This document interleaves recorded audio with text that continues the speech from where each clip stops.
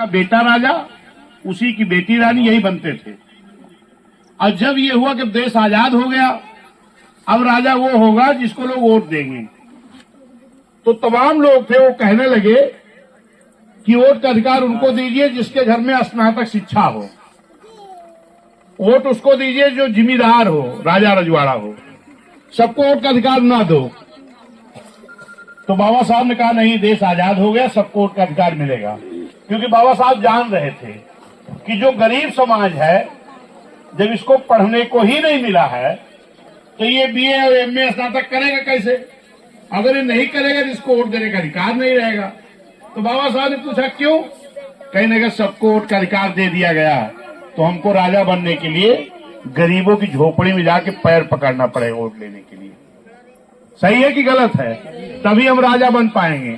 तो बाबा साहब ने कहा हम यही तो चाहते हैं कि अगर सबको वोट का अधिकार रहेगा तो सभी गरीब समाज के लोग, चाहे जिस जाति के हों, एक होकर के किसी गरीब को भी अपने गांव का राजा बना सकते। ये वोट का अधिकार किसने दिलाया? बाबा साहब ने। और बाबा साहब ने यह भी कहा था कि हमने संविधान भी बनाया है, संविधान में हमने ऐसी व्यवस्था दी है कि अगर इस देश का हुकूमत करने वाला प्रधानमंत्री, मुख्यमंत्री अगर ईमानदारी से संविधान को हमारे लागू करेगा तो इस देश में न कोई छप्पर रहेगा, न कोई गरीब रहेगा, न कोई अनपढ़ रहेगा, न बेरोजगार रहेगा। लेकिन बाबा साहब तो लिख के चले गए, लेकिन जिनकी सरकार चली है, कांग्रेस ने यहाँ 50-55 सालों तक राज किया है। बैठा बंद कर सही, हम जान रहे सब एक ताजा वाले तो हम जल्दी जल्दी खत्म करेंगे। तो बाबा साहब ने जो वोट का अधिकार दिया उनका यही मतलब था कि ताकि इस देश का जो संविधान है ये लागू हो। लेकिन जो सरकारें रही हैं कांग्रेस की या जिसकी भी, भाजपा भी, तो ये जहां उस संविधान में, समझना एक पुस्तक है उसमें लिखा गया है कि कैसे कैसे देश चलेगा। तो जैसे उस संविधान को लोग पलटते थे, जहां लिखा रहता था कि गरीबों के लिए, उस पन्ने को दबा देते, जहां रहता था उद्योगपतियों के लिए वही लागू कर देते थे। गरीबों के लिए जहां लिखा है उस पेज को दबा दिया करते थे, तभी तो गरीबी नहीं खत्म हुई। आज 78 साल हो गया सत्ता चलते, गरीब गरीब है, बड़ा आदमी बड़ा होता जा रहा है। इस चीज को किसी ने नहीं सोचा यादव जी, इसको सिर्फ मानवर कांसीराम साहब सोचे। और मानवर कांसीराम साहब कोई आम आदमी नहीं थे, ये बहुत बड़े वैज्ञानिक थे, IAS थे। और उन्होंने इतने बड़े अधिकारी थे कि वो आराम से अपनी जिंदगी जी सकते थे। लेकिन उन्होंने अपनी नौकरी से इस्तीफा दिया, हाफ शर्ट पहना, हवाई चप्पल पहना और एक पैंट पहनकर पूरी जिंदगी ये गरीबों के लिए लड़ाई लड़ते लड़ते इस दुनिया से चले गए। एक बार मानवर कांसीराम साहब की मीटिंग लगी थी, जरा ध्यान सुनिएगा, हम भाषण नहीं कर रहे हैं। मीटिंग लगी थी, ठंडक हो रही थी, दिल्ली में रहते थे, लाल किला पे पुराना कपड़ा मिलता है। कांसीराम साहब गए पुराना कोट लेने, कहे भाई एक पुराना कोट दे दो, हमारे पास 5 रुपए है। तो वो जो पुराना कोट बेचता था उसने कहा यहाँ 5 रुपए में कोई कोट नहीं है, अगर तुम्हें कोट चाहिए तो लाल किला पे मिलता, सीधे चले जाओ नदी के किनारे, वहां शमशान घाट है, वहां आपको कोट मिल जाएगा 5 रुपए में। तो वो मानवर कांसीराम साहब उसकी बात को अन्यथा नहीं लिए, वो सीधे गए और शमशान घाट पे पहुंचे। वहां जो लाश जलाता है उससे कहे भैया यहाँ कोट मिलता है क्या? तो वो समझ गए कोई इनको बेवकूफ बना के भेजा है। लेकिन वो कैसे कहा था कि जो लोग कपड़ा वपड़ा फेंक आते हैं ना, तो वो कपड़ा ये पा जाएंगे। तो उसने कहा हाँ कोट तो है, तो वो ला के दिखाया, कोट कांसीराम साहब को ला के दिखाया। तो एक दिखाया तो कोई साहब वहां एक्सपायर किया रहा होगा, मरा रहा होगा, तो उसका कोट था। तो कोट लेके आया कि ये कोट देखो पहने मैंने, ठीक था, कहीं तो ठीक है, कहीं नहीं ये कोट हमें दे दो। तो 5 रुपए में वो कोट शमशान घाट से जाकर के कांसीराम साहब खरीद के लाए थे। और उसके बाद उस कोट को पहन के मीटिंग करने जाते थे। ये पार्टी उन्होंने बनाई है, कांसीराम साहब ने। गलत कह रहा हूं क्या? और उसके बाद उस पार्टी को लेके कौन चल रही? बहन जी। आज तमाम लोग आपके बीच में कहने आते हैं कि बीएसपी तो खत्म हो गई, बीएसपी तो भाजपा से मिल गई, हमें वोट दे दो, हम संविधान बचाएंगे। उन लोगों से पूछ लेना कि बहन मायावती जी 20-22 साल की उम्र से काम करना शुरू किया, जान रहे हो? बिटिया कितनी उम्र है तुम्हारी? बोलो। हाँ, 24 साल। इस बिटिया से छोटी उम्र थी बहन जी की, 22 साल की उम्र। और 22 साल की उम्र में बहन जी पढ़ रही थी और उसके बाद LLB की फर्स्ट ईयर की छात्रा थी। और पूरे देश में जो जाति के नाम पर हमको सताया जाता है, ये कोरी है, चमार है, पासी है, धोबी है, खतिक है, ध्यान दीजिएगा 2 मिनट, जाति के नाम पे जो सताया जाता है, तो वहां पर एक बहुत बड़ी मीटिंग हो रही थी। लोग कह रहे थे जाति खत्म करो, समाज जोड़ो, लेकिन सब लोग हरजन हरजन कह रहे थे। और बहन जी 22 साल की उम्र में उस मीटिंग में गई थी, इनको बोलने का मौका मिला। तो बहन जी ने कहा कि अगर हम लोग हरजन की औलाद हैं, हरि की औलाद हैं, तो बाकी और लोग क्या शैतान की औलाद हैं? किसी की हिम्मत नहीं पड़ती, बहन जी ने बोला था। और बहन जी संघर्ष शुरू की, भाई हरि लोग हरि के इंसान हैं, भाई हर आदमी कहता है कि भगवान के हम सब औलाद हैं, तो जो सब भगवान के औलाद हैं तो हमें अकेले क्यों कहते हो? इसीलिए बहन जी ने कहा SC ST OBC लिखा है, ये कहो। फिर उस वक्त माननीय बहन जी खूब संघर्ष करने लगी। माननीय कांसीराम साहब गांव गांव मीटिंग करने लगी, जैसे आज हम लोग गांव मीटिंग करने आए हैं, मीटिंग करने लगी।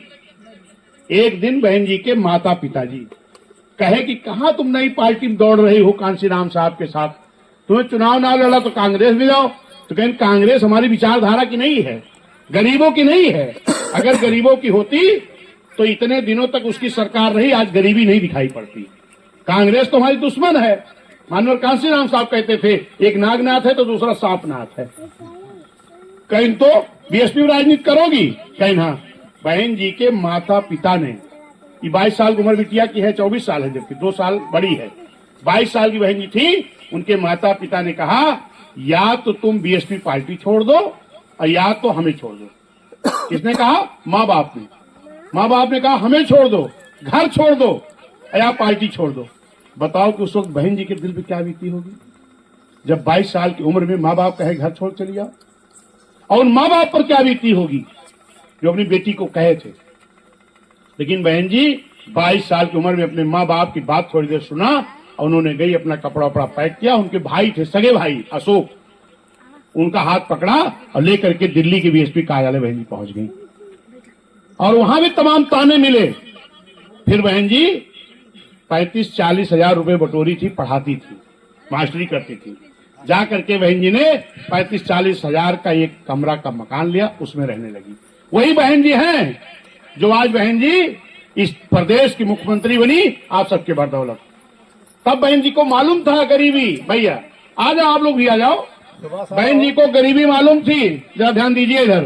तब बहन जी ने कहा कि हमारे लोग बिटिया पढ़ाई है, बेटवा पढ़ाई है, और जैसे बिटिया कक्षा 5-8 पढ़ी, कैसे कहिए बेटवा पढ़ाई, बिटिया तो दूसरे धन हुए।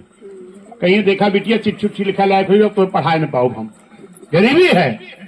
बहन जी ने कहा नहीं, हम गरीबी से निकल के आए हैं, अब बिटिया हमारी पढ़ेगी, जैसे हाई स्कूल पास करेगी तैसे चमचमाती हुई साइकिल हम देंगे। बहन ने दिया था कि नहीं दिया था? और हाई स्कूल पास किया 10,000 रुपए, फिर इंटर पास किया फिर 15,000 रुपए, कहा पढ़ो बिटिया हम पढ़ाएंगे। तमाम घरों में जब बेटी पैदा होती थी तो अब साहब मानी जाती थी। बेटी पैदा हो गई, अब क्या होगा? तमाम लोग पेट में ही मार डालते थे। मैंने कहा नहीं, अब बेटी पैदा होगी तो वो लक्ष्मी पैदा होगी। आंगनबाड़ी कार्यकर्त्री जो रहती थी गांव में, वो लोग जाके जैसे बेटी पैदा होती थी उसका बीमा होता था, 18 साल बाद उसको 1 लाख रुपए मिलेगा। ये नियम बहन जी लगाई। और उसका इतना नहीं, बहन जी ने कहा गरीब लोग गरीबी के नाते शिक्षा नहीं ग्रहण करा पाए हैं, 5वीं 8वीं पास तमाम घरों में कक्षा 5-8 से ज्यादा लोग पढ़े नहीं थे, तो बहन जी ने कहा हम सफाई कर्मी का पद निकाल देंगे। निकाला ना, ये पद पहले नहीं था, सफाई कर्मी का पद बहन जी ने गरीबी देखी थी इसलिए निकाली थी। लाखों नौकरी दिया बहन जी ने। और आज लोग आज कहते हैं कि बहन जी तो तुम्हारी चुनाव नहीं लड़ रही, बहन जी बैठ गई हैं। साथियों आप लोग ध्यान दीजिएगा, हम ये समाप्त करेंगे। ये चुनाव क्यों हो रहा है? क्योंकि यहाँ एक बसपा के ही नेता थे, क्या नाम था? लालजी वर्मा, आप लोग जानते होंगे। उनको इतना बड़ा नेता कौन बनाया? बहन जी। बहन जी ने उनको विधायकी लड़ाया, बहन जी ने उनको मंत्री बनाया। फिर जलालपुर चुनाव हो रहा था नीरज भाई के क्षेत्र में, बहन जी ने कहा भाई वहां किसको लड़ाना है? कहें बहन जी क्यों दूसरे के ना लड़ावा, हमारी बिटिया लड़ा जा। उन्हें बिटिया लड़े गए रही ना, कहा नाम था छाया वर्मा। बहन जी चला भाई पार्टी के नेता उनकी बिटिया की लड़ाई दे। चुप रहो बच्चों। और फिर वो करीब बाद जिला पंचायत अध्यक्ष चुनाव आवा। बहन जी के नहीं बतावा जिला पंचायत अध्यक्ष के का लड़ावा जाए। इस जिले के बड़े नेता थे ना रामचंद्र राजभर जी, लालजी वर्मा जी। फिर पूछी ये बताओ जिला पंचायत अध्यक्ष किसको बनाया जाए? कहीं बहन जी क्या दूसरे को बनाऊ, हमारे औरत को बना जा। मतलब चुनाव बिटिया को लड़ा जा, अध्यक्ष उनकी औरत को बना जा। क्या नाम है उनके? शोभावती। उन्होंने वही गांव वोट मांगे। चुनाव विधानसभा बिटिया लड़ी और जिला पंचायत अध्यक्षी उनके पत्नी लड़ी और फिर वह इनकी विधायकी कहीं तो हम लड़बे करब। फिर वह लड़े। फिर सपम भाग गए, सपम विधायकी लड़े। अखिलेश से कहीं हम विधायक हो गए, कहीं ठीक है। फिर सांसद चुनाव आवा, कहीं दूसरे के न लड़ावा, वह हम ही लड़ब। कहीं विधायकिया कहीं इस्तीफा देके के वो लड़ा देवे। सांसदों हो गए। अब फिर अखिलेश भैया बोला कि बताओ आप तोहरे 6 से विधायकी के लड़ावा जात का क्यों दूसरे में दे भाई, वह हमारा उठते लड़े। फिर बताओ यह हो चाहिए कि कुल एक ही घर में रहा है। जो सब कहा थी बहन जी निकाल दी। बहन जी काहे निकाल दी? तुम्हें 8-8 10-10 विभाग के मंत्री बनाई, इतना कुछ कहीन। तो बहन जी ने कहा है कि अगर उनको लालच हो गई कि अकेले मेरे परिवार के अलावा किसी को कुछ नहीं चाहिए तो मैं अमित वर्मा जी को भेज रही हूँ। किसने कहा? बहन जी ने। हम अमित वर्मा को भेज रहे हैं। अम्बेडकर नगर वालों से जाकर कह दो कि एक अब नया नेता अपने बीच तैयार करें अमित वर्मा को। ठीक है कि नहीं है? जोर से बोलो। ये अमित वर्मा जी को बहन जी ने आशीर्वाद देके टिकट देके भेजा है। और इनके चुनाव निशान का है हाथी, नीला झंडा। कुछ लोग और नीला झंडा लेके आ जाएंगे, कहीं हम कांसीराम वाली पार्टी बनाए हैं। तो उनसे बोल देना कि माननीय कांसीराम साहब कह के गए थे कि मैं जिंदा रहूं या ना रहूं, अगर आपके घर पर हाथी निशान वाला झंडा आ जाए तो जान लेना कांसीराम साहब घर पे आ गए। तो अगर ये हाथी लेके आए हैं तो मान लो कांसीराम साहब हमारे घर पे आ गए। सही है कि नहीं है? तो देखो भाषण ज्यादा ना करे है, लेकिन तोहरे सबके बीच में जानता हो भाजपा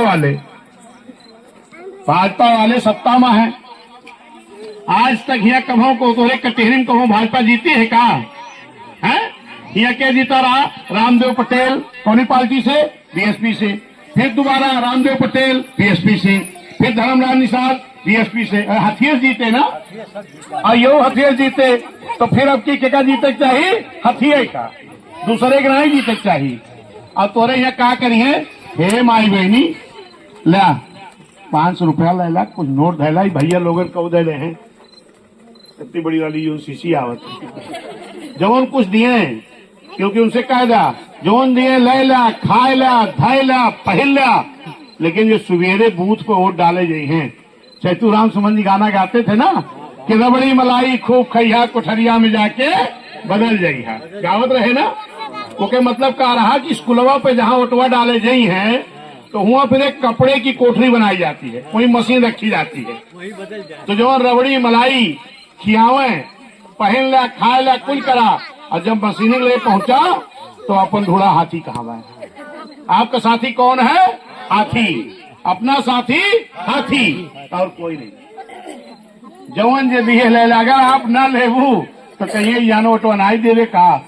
जैसे प्रधान जी हैं हमारे, प्रधान जी गए का? प्रधान जी हमारे हैं भैया, ऐसे 3 का बुलावा जात बार पूरा गांव वोट जवाया, ठेकेदार जांच हो गए। कौन जांच करेंगे? हारे वाल यहाँ दिखाए न पड़े हुए। प्रधान जी चिंता न किया, हम लोग रहा ये जांच फांच कुछ करा पाई है। ये आंगनबाड़ी की जरूरत है, समूह वाले की जरूरत है, प्रधान का जरूरत है, बीडीसी के कुछ ना मिले साजिन का जरूरत हुए तो आरोप हुआ इनका ना है। कोटेदार के डर वही है, सफाई कर्मी बेचारन नौकरी के दी बहन जी। और बोला क्या तो सस्पेंड कर दे अगर ढेर न हो तो, जान बोल के बाप नौकरी दिए हैं। अरे नौकरी बहन जी ने दिया है, आप तो नौकरी दिया ही नहीं। जमा हमारे बच्चे पर्चा भरे, फार्म भरे, जब परीक्षा देने गए पर्चा लीक हो गया, जगह नहीं निकली। आपने एनजीओ की जगह निकाली। तो मैं आप सभी लोगों से यही निवेदन करेंगे कि चाहे सपा वाले आवे, जौन तोहरे मेडिकल कॉलेज के कुल मशीन उठा के लेके आजमगढ़ चला गए हैं।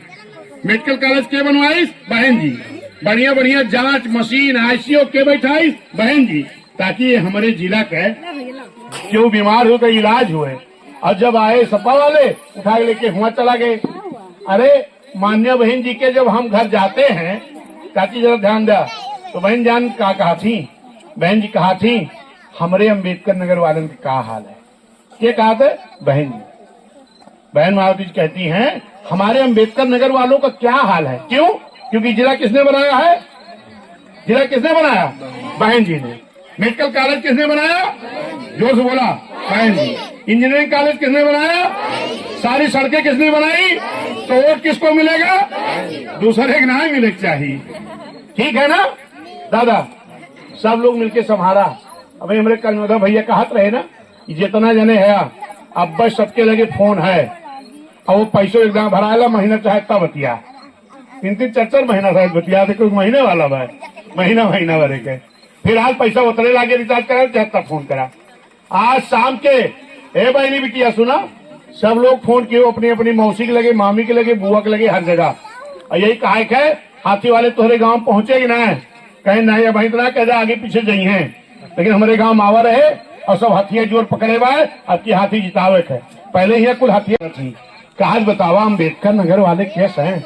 बहन जी जिला बनाए, बहन जी सड़क बनाए, मेडिकल कॉलेज बनाए, स्कूल बनाए, इंजीनियरिंग कॉलेज बनाए, तो वो अम्बेडकर नगर वाले कैसे हथियार छोड़ दूसरे जिता दी? तो हम कहें धोखा होगा। भाजपा वाले कहें संविधान बदलब और सपा वाले कहें हम संविधान बचाओ। हम एक गांव में गए, जैसे बता रहे थे ना, हमने पूछा भैया 400 वोट है, यहाँ कहे हमें 50 वोट मिला।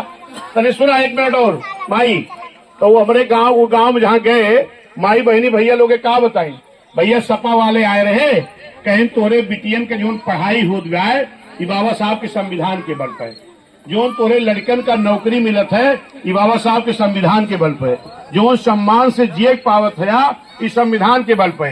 ये भाजपा वाले संविधानवा बदल रही है और तोहरे बहन जी लड़ते ना है। समझ गया ना? ये झूठ बोल के जीते हैं। ये ले अब के हम लोग हर गांव में जात है, अब तोहरे गांव दोबारा चाहे जी आवे वो कह दिया कि तू जा, हमारे गांव पहले हाथी वाले आ चुका है, हमें पता है हाथी लड़तिया है, झूठ बोला बंद करा। ठीक है ना? अब अपनी बात हम समाप्त करेंगे। आप सब लोगों के भरोसे पर प्रधान जी, बीडीसी जी और इस गांव के क्या नाम भैया के हैं, सुधांशु सिंह जी, और जो हमारे इधर चाचा दादा माई बहनी बैठे हैं, आप सब लोगों के भरोसे इस गांव को छोड़ के जा रहा हूं। ये उम्मीद करके जाएंगे गांव जीत जाएगा, हैं? सब समाज के लोगों से कह रहा हूं, हर जाति समाज के लोगों से, अगर जितावत है सभी हाथ उठा के हमें बता दे, हमें विश्वास हो जाए। दोनों हाथ उठावा सभी, और जे न उठाए तीनों भैया तू ना उठावता है, हाँ उठावा। अभी जान ले कि कहा थी गिरवा सब लोग जिताओगे। देखिए हम गलत जगह वोट थोड़ी देने कह रहा हूँ, हम उस पार्टी को देने कह रहा हूँ जिस पार्टी ने अम्बेडकर नगर को संवारा है, बनाया है, उसको देने के लिए कह रहा हूँ।